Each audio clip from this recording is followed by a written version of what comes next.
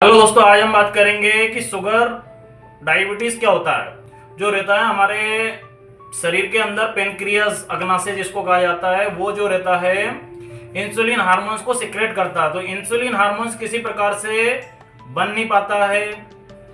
जो insulin hormones का काम क्या रहता है, ग्लूकोज को ग्लाइकोजन में कन्वर्ट करने का काम रहता है, जो हमारे शरीर में ऊर्जा कार्बोहाइड्रेट का माध्यम बनता है। कार्बोहाइड्रेट जो रहता है वो शरीर के अंदर ऊर्जा प्रदान करता है। तो ये किसी कारण से बन नहीं पाता है, उसको डायबिटीज कहा जाता है।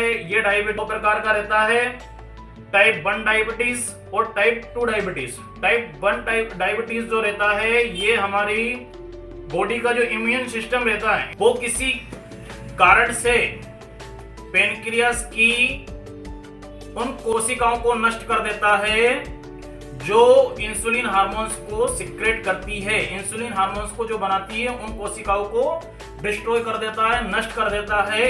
ऐसी कंडीशन में अधिकतर यह टाइप 1 डायबिटीज जो रहता है वो बच्चों में पाया जाता है।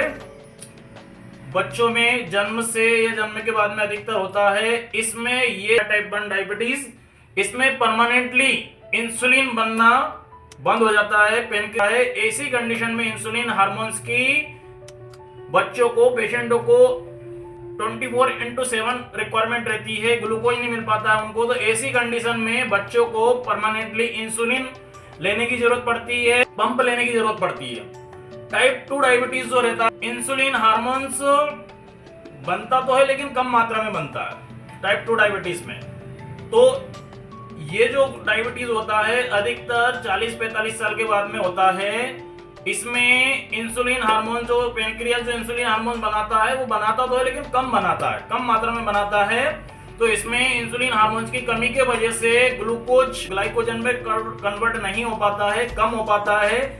ऐसी कंडीशन में अपन योगा, व्यायाम, एक्सरसाइज, दिनचर्या चेंज करके, खान पीन पे ध्यान देके इसको कुछ हद तक कंट्रोल कर सकते हैं। इसके अलावा भी अन्य कंडीशन में ज्यादा शुगर लेवल हाई होने के वजह से कुछ डॉक्टर टेबलेट चलाते हैं, ट्रीटमेंट चलाते हैं, उसमें आराम पड़ जाता है।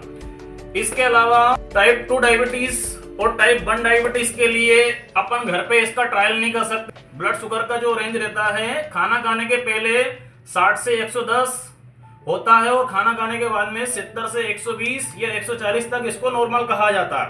अगर इसका लेवल बढ़ गया है तो कुल मिला के कंफर्म शुगर है। टाइप 1 और टाइप 2 डायबिटीज को चेक करने के लिए specially doctor blood investigation advice करते हैं। इसमें डॉक्टर HbA1c का टेस्ट करवाते हैं, पिछले 3 महीनों से ब्लड टेस्ट कंटिन्यू करवाते हैं, खाना खाने के पहले फास्टिंग ब्लड शुगर चेकअप करवाते हैं, और कहीं ना कहीं सी पेप्टाइड टेस्ट होता है। ये टाइप 1 में कम या शून्य हो सकता है, 0 हो सकता है, या फिर टाइप 2 डायबिटीज में सी पेप्टाइड की मात्रा सामान्य रहती है। कुछ इन्वेस्टिगेशंस ऐसी हैं जिसको एडवाइस करने के बावजूद डॉक्टर टाइप 1 या टाइप 2 डायबिटीज का मालूम कर सकते हैं। इसमें जो सिम्टम आता है, दोनों टाइप 1 और टाइप 2 डायबिटीज में जो सबसे अधिक लक्षण आता है, सबसे ज्यादा भूख लगना, सबसे ज्यादा प्यास लगना, सबसे ज्यादा बार बार पेशाब आना, वजन की कमी होना, वीकनेस लगना, आना, ये सारी टाइप 1 और टाइप 2 की डायबिटीज की पहचान है, लक्षण है।